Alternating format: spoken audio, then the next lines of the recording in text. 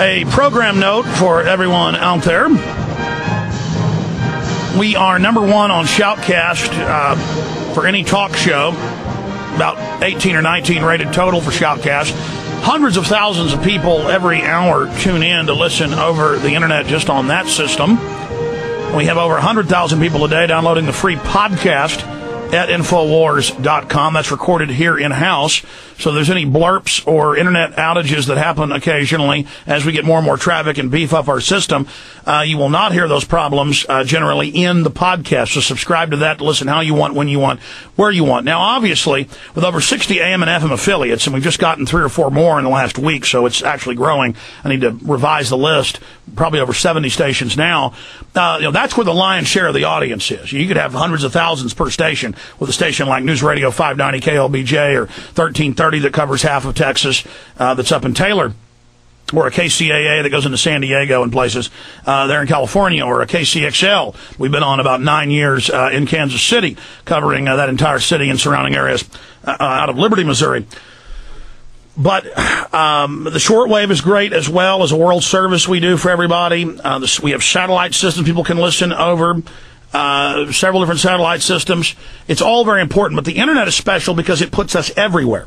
You know, you can tell your friends, your family, your neighbors, even if you don't have a local AM or FM affiliate, or even if they don't, hey, you can listen at Infowars.com, or you can listen at PrisonPlanet.com. And that's what's so great about the web. It is basically everywhere in the industrialized world, and now even in the third world and old world. And so that's why it's so important. And yes, we've had hundreds of calls about, whenever our connection to our big servers goes down, James Bond music will play for 5-10 minutes. That is our servers going down. The problem is, too, if we don't have it on these server farms and CDNs, when it goes down, then that basically knocks out our Shoutcast rating, and we like being number one on there because we get new listeners that way, but we're just going to have to give up our ranking because the number one thing is getting the message out and split the streams up into dozens of streams, not just 5 or 6 big streams. Also, there's other ways to listen. We have tens of thousands every show that listen on the Windows stream that comes out of another server system, and people are now using that a lot. And, of course, that's an unrated stream. That's an internal stream. But you can go to Infowars.com and PrisonPlanet.com and click on the Flash Player window to listen that way. If you hear outages on the Genesis streams, because those get maxed out, or on the Infowars streams, we have that Windows stream there for you as well. Because the internet is so important, because it's a key place that we virally spread the message. Then YouTube videos, live leak videos. People make hundreds of videos with audio from the show. You cut it up. You condense it down. All of you out there doing a great job. So please keep that up. Okay. Without further ado, I'm really excited to get to introduce to you Peter Joseph. Peter Joseph, of course, made Zeitgeist, which I would say is the second most viewed video. Just from my analysis in internet history, I would still say that Loose Change is number one, but that's because it's been out longer. In the future, it remains to be seen, but the two films definitely are the most viewed in viral history on the internet. And the maker, Peter Joseph, has now made a Zeitgeist Addendum, another 2-hour film, very well done. He works in professional TV. And he did this on his own, though. It's excellent. And he went out and actually did a lot of interviews and things for it as well, not just internet clips that he combined for the first Zeitgeist. And I agree with about 90% of what is in the film. I think that the interpretation, the subtle way it's put out, people are going to misinterpret a lot of it. That was my point, criticizing some of it earlier in the week. I also think that it's another form of orthodoxy to make fun on a high horse of religious groups and people who are religious. Because, the human mind, human sight and smell only picks up a very narrow spectrum of reality. That's been scientifically proven. Is there a lot of quackery and superstition and kooky stuff going on out there? Certainly. And that's why I get away from, organized religion myself. But I think that in a way it actually divides people that both films have decided attacks on religion, especially Christianity. And I'm allowed to have that view and say that I don't particularly agree with that. I don't hate Peter Joseph because of his views. I don't look down on him. I don't even judge him. I just am allowed to have my view that I think that that is itself a little bit closed-minded. That doesn't mean that I buy into every superstition out there. And conversely, people like to start fights between any, big alternative media movement icons or films. I have a lot of Zeitgeist people that attack me and say horrible things about me, and they're not Zeitgeist people, but people that are followers of the film or use the name as a maxim or a logo, kind of like the shingle or the flag they fly. And then a lot of folks who call themselves Alex Jones listeners who viciously attack Zeitgeist because of its anti-Christian bent. And then that's probably why the Zeitgeist folks are attacking me, and then my people are attacking them more. And then and then that kind of creates with myself a subconscious disliking for it, because then I get attacked by a lot of extreme close-minded Christians and Muslims and religionists out there who get mad that my footage is in Zeitgeist. He put it in there first, and later he said, hey, can I use it? And I said, fine. And he has the rights to use the footage that he has in the first Zeitgeist now, because I'm actually for open discussion and things being out there, and a lot of people found my work because of Zeitgeist. So, I believe that we can take good out of even things that I see as not,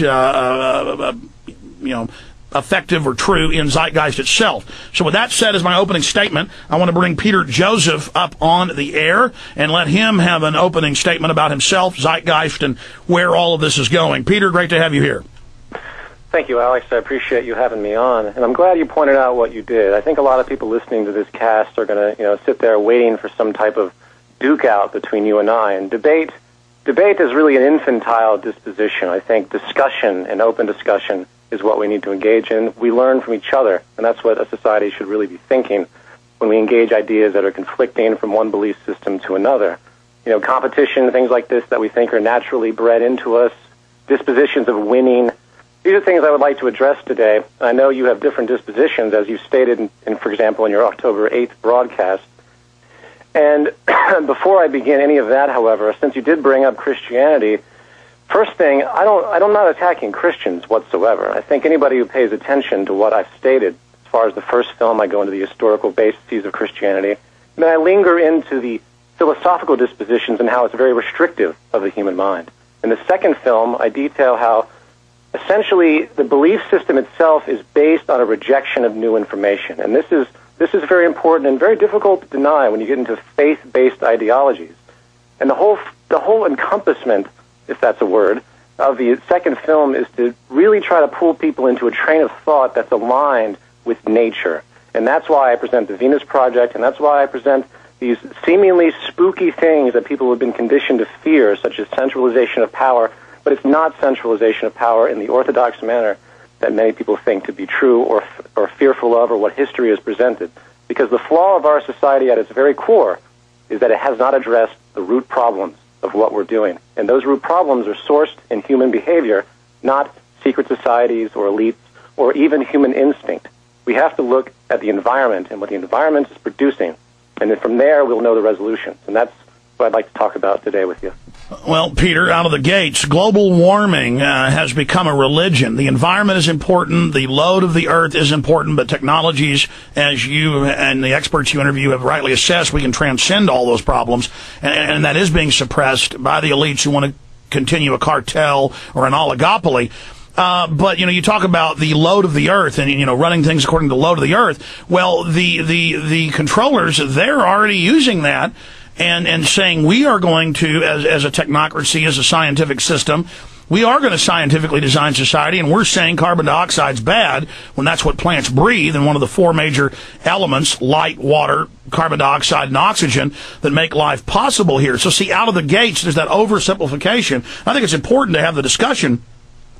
It's just the way it can be interpreted that's a religion too. There is a religious belief that carbon dioxide is bad and evil and a toxic waste. Yeah, there's also a religious belief that the free market system is the end-all to our progress as a civilization. They're all religious beliefs in their own accord if they're not addressed in a highly intellectual and scrutinizing manner.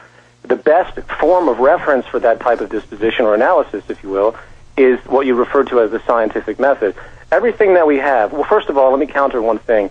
Essentially, what you're seeing with this ruling elite that you refer to, that, of course, they will use technology against humanity, the microchip, surveillance. We're seeing this rampantly. Why? Because their social system is failing. They have to preserve the structure. At least that's my opinion, and we can go into more detail for that. However, they are totally out of line with nature. So what they're implying will never really work, because it will just produce more instability. The people will eventually rise up above it, because the system is emergent, and we are always learning new things, and things that do not work as the emergence proceeds will be phased out. And this is where social stratification and all of these different elements come into play. You see, I'm not talking about, for example, on your October 8th your review of the piece, you implied to your audience that there would be this eradication of the social structure. Remember when you said that? As though that someone's going to come around with a gun and shoot people that are involved in the wrong type of social stratification. That is not at all what this idea is about whatsoever. The eradication notion comes from the disposition that human awareness, human value systems will be altered as the society is culminated in more alignment with nature itself. Now, that's a very difficult thing. Yeah, well, how do you gauge the